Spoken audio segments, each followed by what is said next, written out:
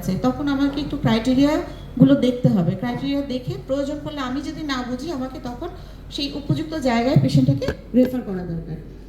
White or red patches অথবা lump বা swelling হিসেবে আসতে পারে। দেখা গেল যে মুখের ভিতরে তেমন কোনো কিছু নাই, কিন্তু গলার মধ্যে কোথাও একটা ফোলা, সেই ফোলাটাকে আমাদের সাসপেক্ট করতে হবে যে এই ফোলাটা কতদিন ধরে আছে, সেটা থেকে কি কোনো ক্যান্সারের কোনো কিছু আসতে পারে কিনা, সেটার জন্য আমাদের প্রপার কিছু ইনভেস্টিগেশনে যেতে হবে। Difficulty in swelling, speaking or year pain, neck swelling থাকতে পারে। পেইনলেস থাকে, এইসব ক্ষেত্রে সবগুলো সিমটম কিন্তু ইনিশিয়ালি একদমই পেইনলেস থাকে, পরবর্তীতে গিয়ে এটা অ্যাডভান্স স্টেজে যখন চলে যায় তখন এটা পেইনফুল হয়। এখানে আমি কিছু ক্লিনিক্যাল পিকচার দিয়েছি, যেটা দেখলে হয়তো আমাদের একটু বুঝতে সুবিধা হবে। আমি একটু এখানে আসি।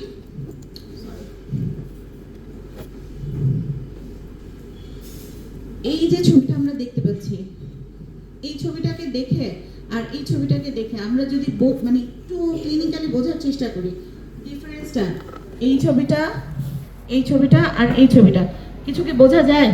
ডিফারেন্স কিছু মনে হয়? যদি বলি সুপারফিশিয়াল কোনটা, কোন ছবিটা, কোন ঘাটা মনে হচ্ছে এখানে সুপারফিশিয়াল? সেকেন্ডটা সুপারফিশিয়াল। আর সুপারফিশিয়াল আলসারেশন আর কোনটা মনে হচ্ছে? ফ্রিলি একটু কথা বলি আমরা। ব্ল্যাক যেটা, এটা কি সুপারফিশিয়াল মনে হচ্ছে?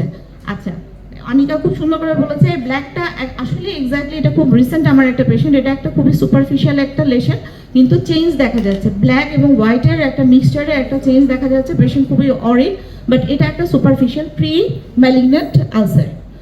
এই জিনিসটা ইয়াং একটা পেশেন্টের এরকম যদি থাকে তাহলে সেক্ষেত্রে আমাদের কি করণীয়? এটা এই পেশেন্টের হচ্ছে এই ঘায়ের বয়স প্রায় 1 মাস, 1 মাসের মধ্যে ভালো হচ্ছে না, পেশেন্ট খুবই অরিড।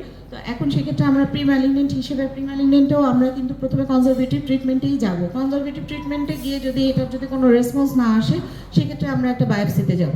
বায়োপসিতে যদি এটার কোনো প্রি ম্যালিগন্যান্ট যে কোনো ধরনের লাইকেন প্ল্যানাস হতে পারে অথবা ইরেক্টোপ্লাকিয়া হতে পারে, এই ধরনের কিছু যদি আসে, সেক্ষেত্রে আমরা কনজারভেটিভেও থাকতে পারি অথবা সার্জারিতেও যেতে পারি।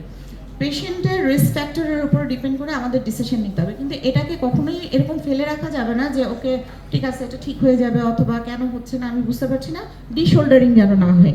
পেশেন্ট যদি আমরা ম্যানেজ করতে না পারি, আমরা অ্যাটলিস্ট প্রপার গাইডলাইনটা দিব যে জায়গায় গেলে পেশেন্ট ম্যানেজমেন্ট পাবে। আর এই জায়গাটাতে, এই লেশনটার ব্যাপারে আমি একটু বলি, এই জায়গাটা কিন্তু প্রপারলি পুরোপুরি হচ্ছে ওরাল ক্যান্সারের যে টিপিক্যাল প্রেজেন্টেশন, এটা আরএমটি এরিয়া, যে রেট্রোমোলার ট্রাইগন এরিয়া, সাথে যে এই যে সাদা যে হোয়াইটিশ যে এরিয়াটা আছে, এটা কিন্তু এখন পুরোপুরি ক্যান্সার না, বাট প্রি ম্যালিগন্যান্ট চেঞ্জ। এখানে একটা কম্বিনেশন আছে, এটা এই অংশটা পুরোপুরি ক্যান্সারে চলে গেছে, ওরাল এটা বায়োপসি করা ছিল ওরাল স্কোয়ামাস সেল কার্সিনোমা এই জায়গাটা থেকে, কিন্তু আমরা যখন সার্জারি করব তখন কিন্তু শুধু এইটাকে কিন্তু যে আমরা ফেলে দেবো তা কিন্তু না, পুরো এরিয়াটাকে কাভার করতে হবে, কারণ এটা প্রি ম্যালিগন্যান্ট যে কোনো সময় এখান থেকে আবার আসতে পারে।